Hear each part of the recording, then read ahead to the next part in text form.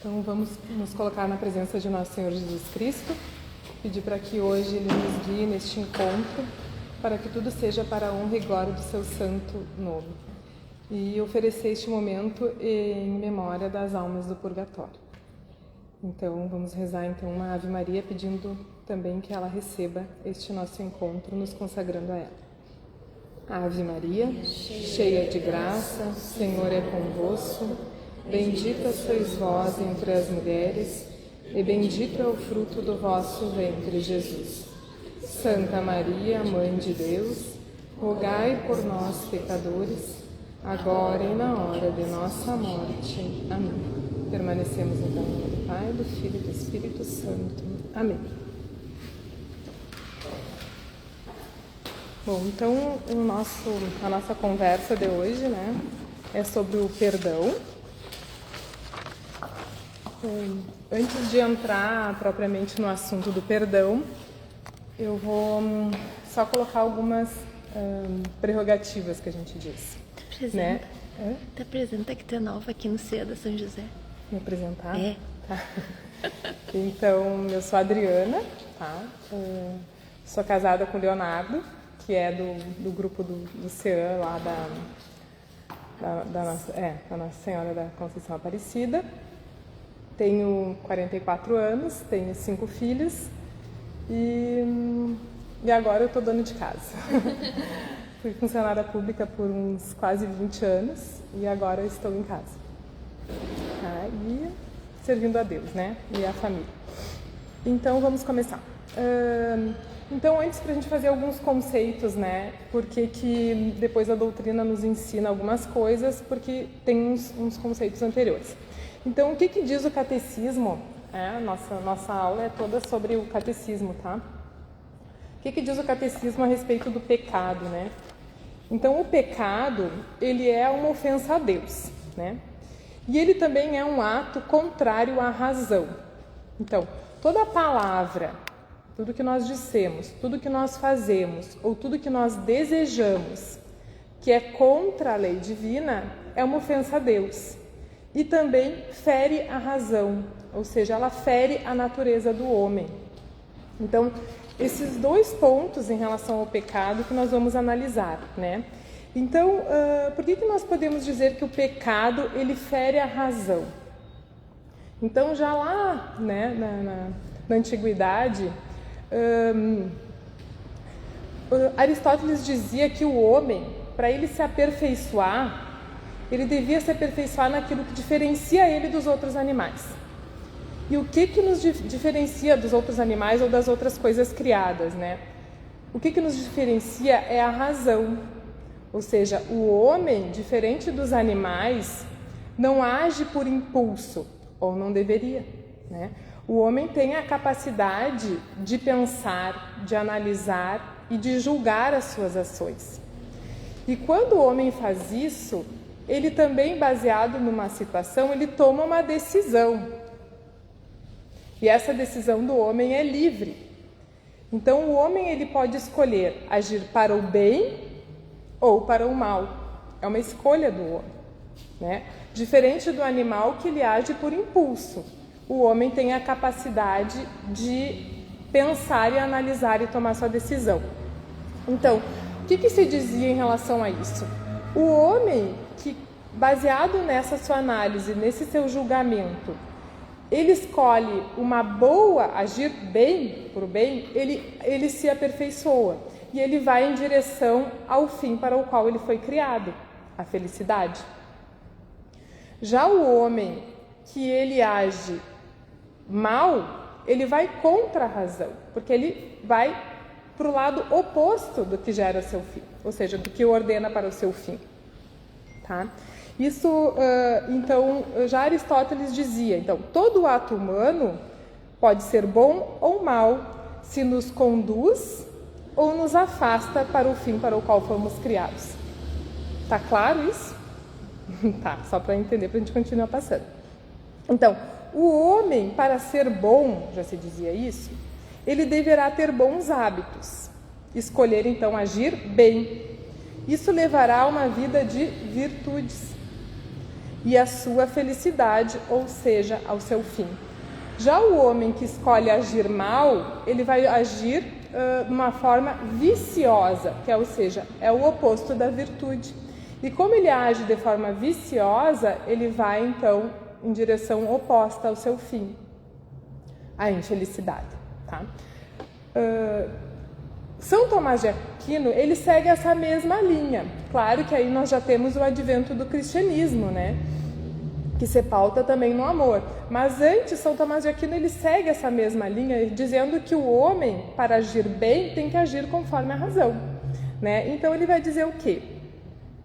Os homens operam em busca da felicidade, mesmo que muitas vezes de maneira errada, pois não sabem onde ela está ou o que ela realmente é.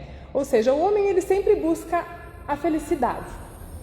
Por que às vezes de maneira errada? Porque o homem às vezes coloca a sua felicidade nos bens criados, ou seja, nas coisas, né? Nos bens deste mundo.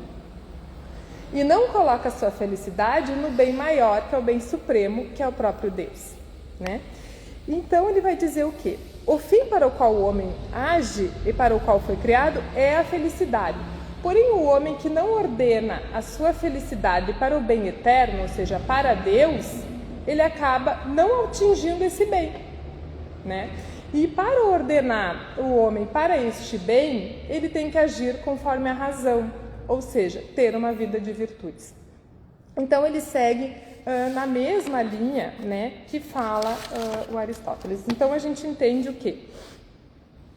Que é através da prática de virtudes que o homem possibilita o homem, né, ordenar suas paixões, ou seja, os seus afetos, né, a sua vida mesmo, até os seus interesses, a sua vontade, né, e as suas ações, ou seja, praticando a virtude. E um poema do Santo Agostinho que diz assim: Tade também, né, eis que te procurava fora, que estavas dentro de mim, né. Então a busca da felicidade está em buscar Deus. Beleza tão antiga e tão nova, ele fala, né?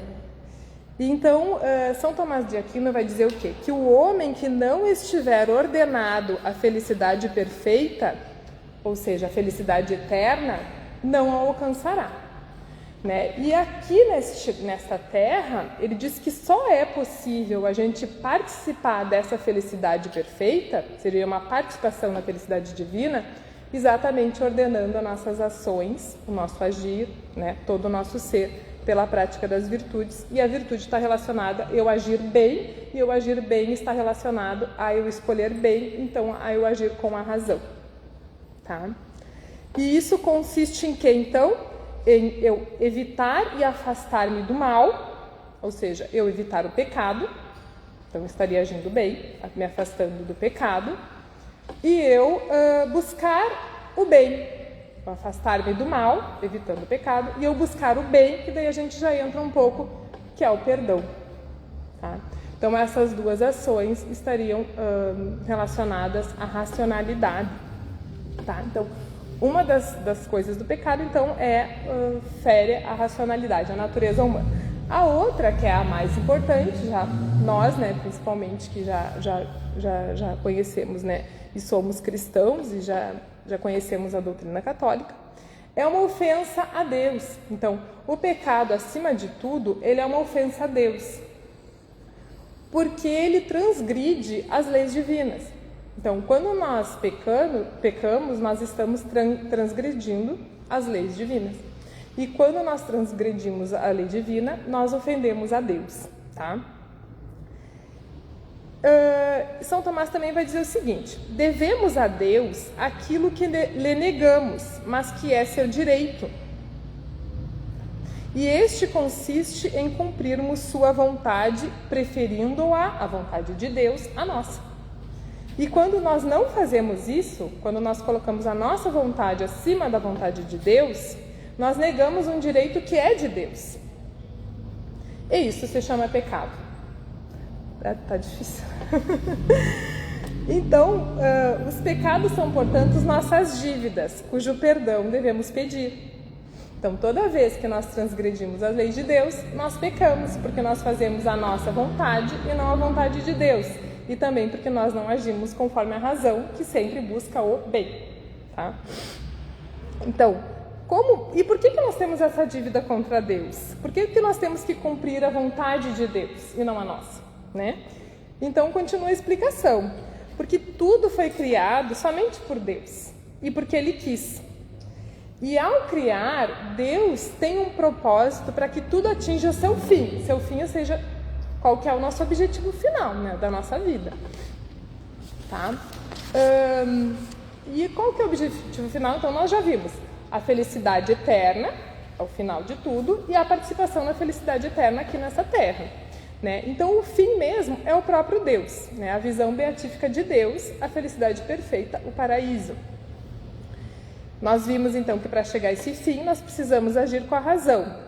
Porém, ter uma vida virtuosa, né? Porém, além disso, nós precisamos do auxílio de Deus. Tá? Não é bem sobre o tema, assim, mas também várias vezes a gente cita aqui, ou quem dá aula, algum autor, algum filósofo antigo e tal, Aristóteles, principalmente, Platão, sei lá. A verdade, ela tá em Jesus, né? Mas a igreja entende que esses homens também tiveram alguma participação na verdade, porém não foi dada a eles a revelação no seu tempo. Então, Aristóteles é bem antes de Jesus. Então, ali existia uma construção de pensamento e a Igreja Católica entendeu essas verdades parciais e usa na sua doutrina também, só para complementar. Exatamente, porque a fé, ela não vai nunca contra a razão, né? Então, esses homens que usaram a razão para chegar a algum conhecimento, eles não se afastaram da fé. Na verdade, a fé, ela supõe a razão, ou seja, ela passa além da razão, né? Bom, então, além de nós termos uma vida virtuosa, que é o que esses homens da antiguidade buscavam, né? Exatamente porque eles não tinham ainda o advento do cristianismo, mas nós precisamos também do auxílio da graça, ou seja, a providência divina, que ordena todas as coisas para este fim. Pois após o pecado original, né? Então que foi cometido lá no paraíso por Adão e Eva, nós perdemos alguns dons, né, que a gente chama que são os dons préternaturais. E com isso, a nossa natureza ficou mais inclinada ainda ao pecado, ao vício, às más inclinações, aos maus desejos, aos maus hábitos, né? Então, o que não condiz com a razão e nem condiz com a busca da felicidade eterna. Então, o homem, né, ao se confiar somente a si, ou seja, não querer a Deus, né, confiando somente a si, vai ser muito mais difícil, praticamente impossível, ele conseguir alcançar o seu fim, né? Porque ele está buscando bens que não condizem com o bem universal, geralmente bens que são criados, né? Bens criados por Deus, mas não o bem eterno, que é o próprio Deus, que é o Criador, né? Então, o único modo para se chegar à beatitude é se confiar à providência divina, isto é, seguir a vontade de Deus. Então, por isso que a gente tem que seguir a vontade de Deus em detrimento da nossa. A Santa Teresinha do Menino Jesus, agora eu não lembro qual foi o livro que ela falou, se foi O Caminho da Perfeição ou se foi o outro, foi um dos livros que ela falou. Ela diz assim, ai de mim, Santa Teresa d'Ávila, quer dizer, ai de mim se eu tivesse que escolher as coisas, o que é bom para mim. Ai de mim se eu tivesse que escolher o que é bom para mim, né? Porque realmente, se a gente fosse escolher o que é bom pra gente, muitas vezes a gente escolhe mal. Então, a vontade de Deus deve ser exatamente a nossa bússola. Então, embora pareça, muitas vezes, que aquilo é o melhor para nós, a gente já teve o exemplo de Adão e Eva, que acharam que aquele comer do fruto seria melhor para eles e receberam, então, a morte, né? A morte da alma, em pagamento pelo seu pecado, ou seja, pela sua desobediência. Isso, para mim, me dá uma tranquilidade bárbara, assim, porque o cristão, dá para se pensar, não sei se estou errado, mas é uma pessoa que pode ver o caos ali, a desordem, e dar um passo para trás e não cair no modismo ou não ser jogado no que todo mundo está fazendo. Tem a igreja como referência e de certa forma tu fica mais imune a isso. Apesar de que eu caí na moda do Morango do Amor comigo também. Eu falo de outras, assim. As coisas mais problemáticas. Sim. É que na verdade a gente já sabe o que é correto é só seguir, né? Então é um parâmetro pra gente saber o que é certo e errado de modismo, das outras coisas, né? É exatamente isso, né? A gente confiar que a vontade de Deus é melhor, né? Ter essa confiança por vezes se torna bem difícil, né, para quem não é da caminhada, né? Claro. Então tu tem que ter, para tu chegar a esse discernimento, né, do que é a vontade de Deus, não é a vontade de Deus, é do homem, é minha. Sim. Tu tem que ter uma vida de oração para ter esse discernimento. Exatamente. Né? Se tu não tiver, Mas mesmo é bem difícil. A gente Sim, estou dizendo que tem que muito ter a humildade, né, e saber do nosso nada, né, ter o do que nada que nós somos e tudo que ele é. E tudo que ele é e entregar para ele, saber, né, falar e ouvir e ver se a voz é dele, é bem, né? Mas é muito lindo como o Eduardo conta mais ou menos o que ele colocou, né? Sim. A vontade de Deus, porque Deus nunca nos tenta, né? Isso é importante a gente saber. Deus nunca nos tenta. Quem nos tenta somos nós mesmos, com as nossas concupiscências, nosso egoísmo, né? O mundo com as suas concupiscências também, ou seja, a busca pela honra, pela vaidade, pela glória, pelo poder, pelo dinheiro. O mundo nos tenta e o próprio demônio nos tenta. Deus, ele pode nos provar, o que é diferente, porque a tentação, ela busca que a gente caia no pecado, né? E a provação, ela busca fortalecer uma virtude. Então, quando a gente for fazer o discernimento do que a gente deve ou não fazer, a gente tem que sempre cuidar para que não seja uma ocasião de pecado, né? Porque às vezes vão ter decisões que a gente realmente vai ter dúvida, mas aquela minha decisão, ela implica uma situação de pecado, né? Uma situação de cair realmente em tentação. Isso que é o que a gente mais tem que colocar, né? À luz da consciência. Né? Os 10 mandamentos são os ajudantes. Exatamente, os 10 mandamentos são a nossa tábua, né? Base. De orientação, digamos. E a paz também nos ajuda muito, né? Nessa escolha. Sim. Né? Respirar fundo e se sentir em paz é bem de Deus, né? Nossa. Tudo que Então, bem como a senhora falou ali, né, de que às vezes a gente fica na dúvida. Então, por quê? Porque o pecado, todos nós somos pecadores, né?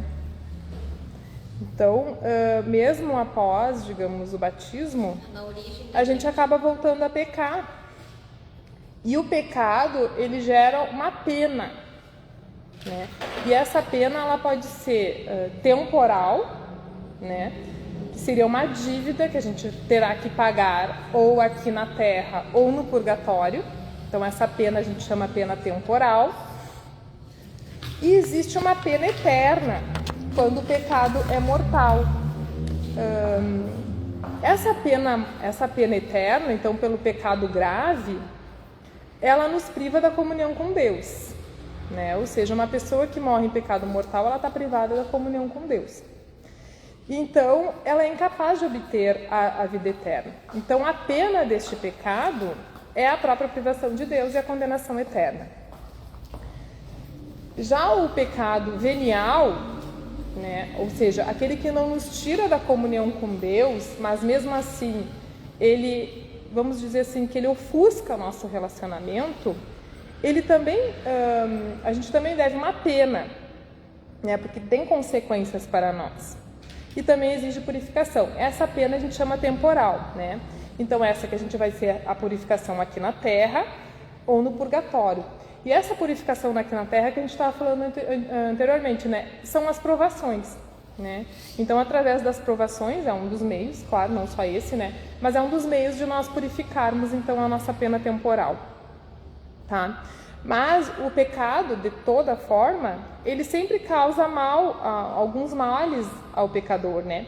E um deles é a propensão ao próprio pecado, né? Como tem um ditado que diz aqui nós, né? Onde passa boi, passa boiada, né?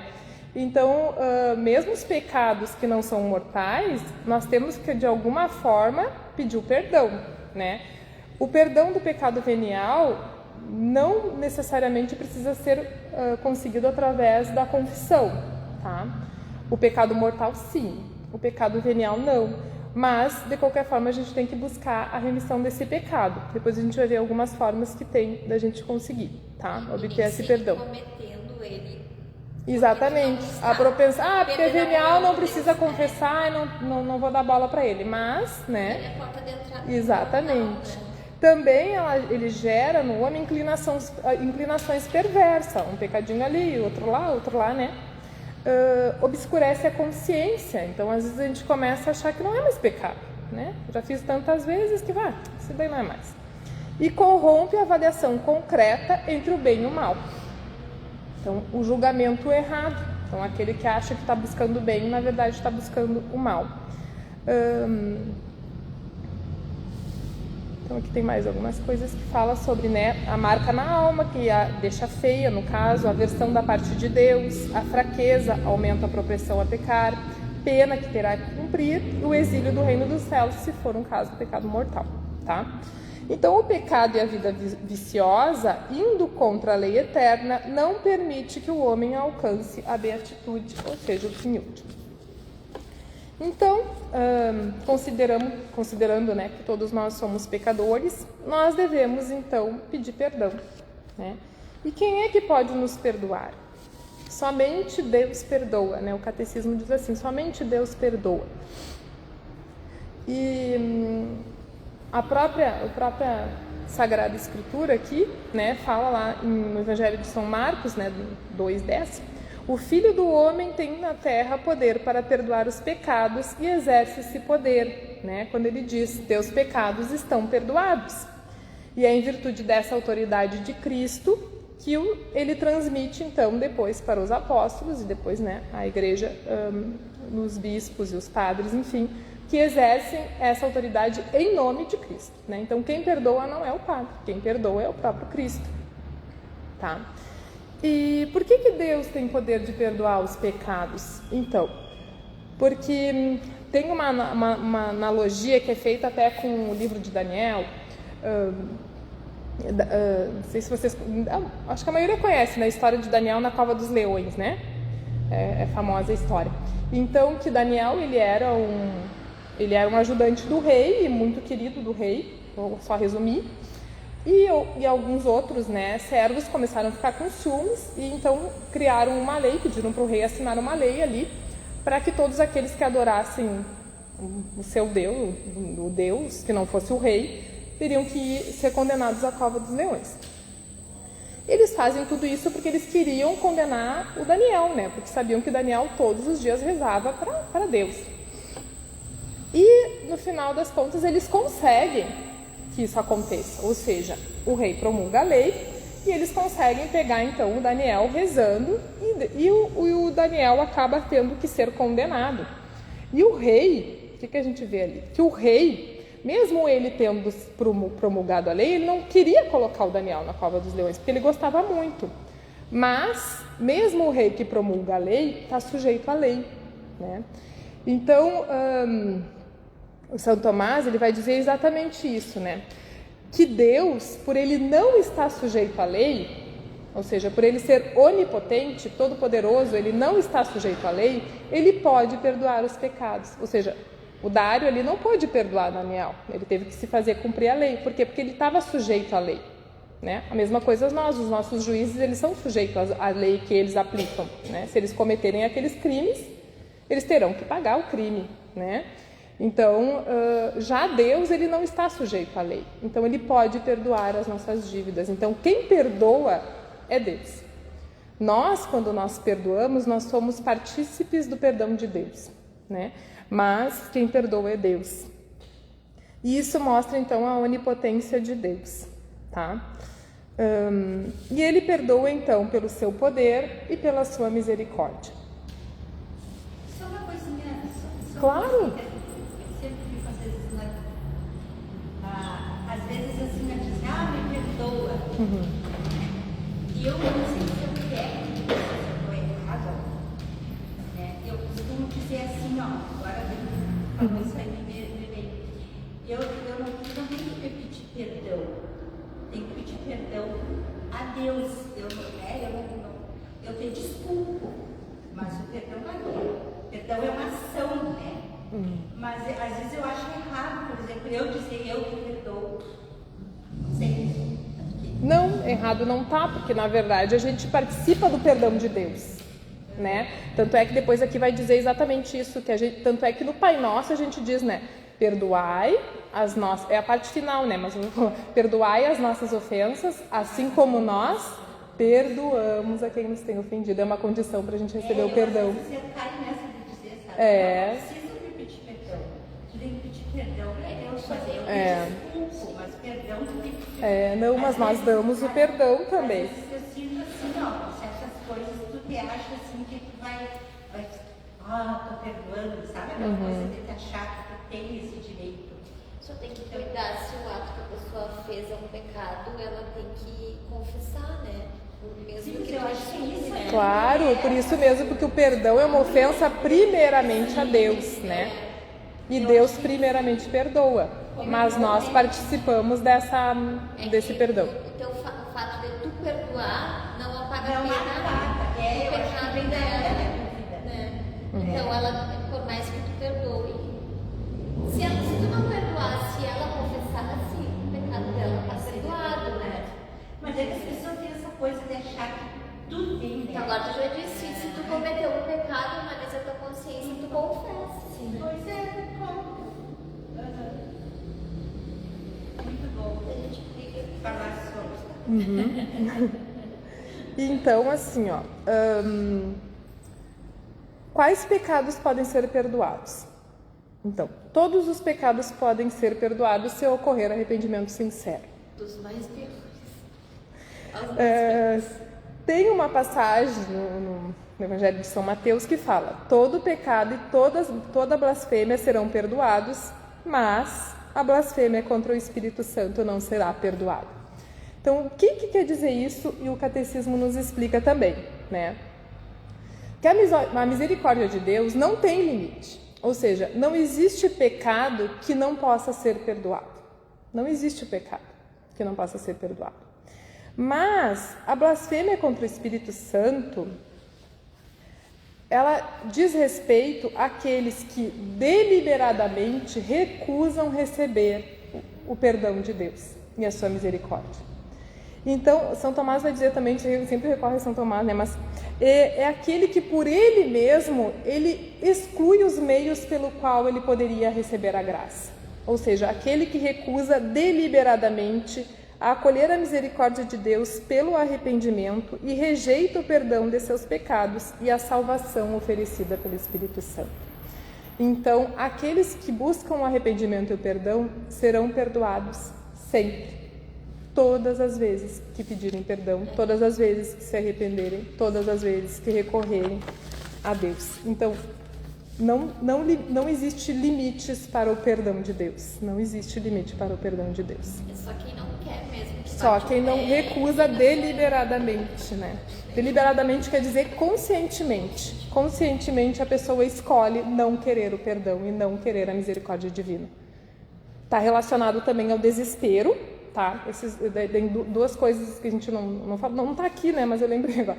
O recusa deliberadamente pode ser o desespero, ou seja, eu desespero, eu perco a esperança no amor de Deus, na misericórdia divina e no seu perdão.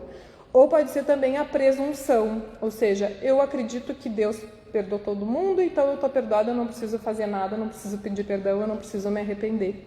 Né? Então, esses dois pecados, o da presunção ou do desespero. E a falta de humildade, né? De achar que não precisa. Sim, a humildade é o primeiro lugar. Né? Ou vou me salvar de qualquer maneira. Isso que eu ia perguntar, porque o cara se recusa, se nega a no fim das contas, a usufruir do que a igreja oferece, por exemplo.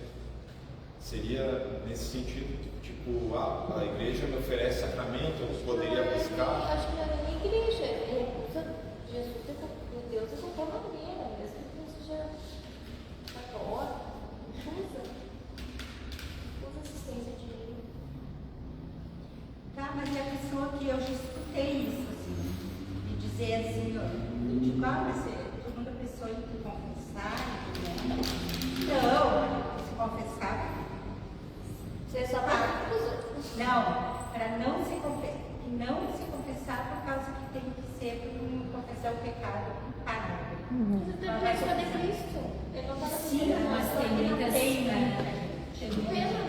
Aí é uma blasfêmia contra o Espírito Santo. É uma recusa de um meio que Deus colocou, né? Então, por isso que tem que... Só que a gente não tem como saber até que ponto essa pessoa age porque tem... O que ela fala, assim? Que o pecado... Que quando nós temos tem a ignorância, né? Ou seja, uma ignorância. Mas mesmo a ignorância, ela tem dois tipos de ignorância, né? O que a gente chama da ignorância invencível, ou seja, a pessoa não tem como saber daquilo, não tem como saber, é invencível, ou seja, sei lá, uma pessoa que nunca ouviu falar de Cristo, nunca ouviu falar dos meios, ela não tem como buscar esses meios, ela não tem recurso para isso, chama-se ignorância invencível. De alguma forma, essa pessoa não tem consciência. Então, diz a igreja que não seria um pecado grave, tá? Então, o que nos afasta da comunhão com Deus é pecado grave. E até mesmo em relação ao batismo, poderia ser uma ignorância invencível. Agora, se é uma ignorância vencível, ou seja, a pessoa não buscou os meios porque ela não quis, né? Daí já seria uma ignorância vencível, ou seja, ela não buscou os meios, embora os meios estivessem ali. Ou ela deveria de sabê-lo e não quis saber, né? Porque às vezes a gente tem irmãos até que frequentam a igreja, frequentam a missa, mas não sabe, né, dos sacramentos, não sabe a diferença de pecado, essas coisas. Então a gente, como cristão, tem a obrigação de procurar o conhecimento, né? Até que os estudos aqui é Então, por isso que ele fala, né, de uma recusa deliberada, né? Então, uma recusa consciente, sabendo dos meios, mesmo assim a pessoa não quer. Tá, então como que nós podemos obter o perdão? Então, principalmente dos mortais, dois modos, né? O primeiro deles é o batismo. O batismo apaga todos os pecados, o original e todos os pecados mortais que foram cometidos até o momento do batismo. Então, se uma pessoa foi batizada adulta, ela não precisa confessar os pecados, o batismo ele apaga todos os pecados, tá? Como geralmente a gente é batizado pequenininho, né? A gente acaba, então, né, durante a vida cometendo outros pecados. E um outro meio, então, de nós nos redimirmos, né, é, então, através do sacramento da confissão. Esse sacramento, então, ele exige que, antes de tudo, seja feito um exame de consciência, o arrependimento sincero, e esse arrependimento sincero, ele está, digamos, incutido uma busca de conversão, e conversão é exatamente uma mudança de vida. Não, se eu estou agindo assim e isso eu sei que é pecado, faz mal, eu não vou mais agir assim, né? Uma disposição, embora às vezes a gente caia de novo, né? Mas pelo menos esse arrependimento tem que buscar essa disposição, um arrependimento sincero, a confissão dos pecados, então o dizer os pecados, e a satisfação, que no caso é aquela penitência que o padre dá também, né? Como uma forma de reparar a conduta, tá? E ordenar, então, novamente a nossa vida. Os pecados veniais, eles podem também alcançar o perdão de outras formas. Seria através da penitência interior, principalmente 3, o jejum, a esmola e a oração. Digamos assim que o jejum exprime uma conversão em relação a nós mesmos, ou seja, aqueles pecados que a gente comete que nós mesmos nos prejudicamos. A oração exprime uma conversão em relação a Deus, e a esmola em relação aos outros, tá? Também as práticas de caridade, que a própria na Sagrada Escritura também diz, que apaga uma multidão de pecados. A Eucaristia e a penitência também servem para, digamos, nos redimir desses pecados veniais.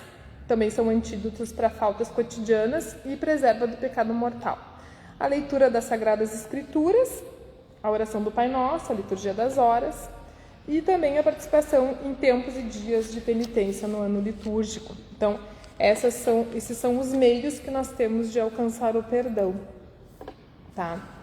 Pode ter mais alguns. Acontece muito essa falta de conhecimento também, uma coisa muito superficial, né, dos cristãos, assim, que não buscam conhecimento maior e, por exemplo, não confessam pecados porque não sabem que são pecados, né? Sim. Só levam em conta, por exemplo, os 10 mandamentos, mas o que está embutido nele, que é, né, que a gente já viu no outros... E a gente ainda viu bem superficial.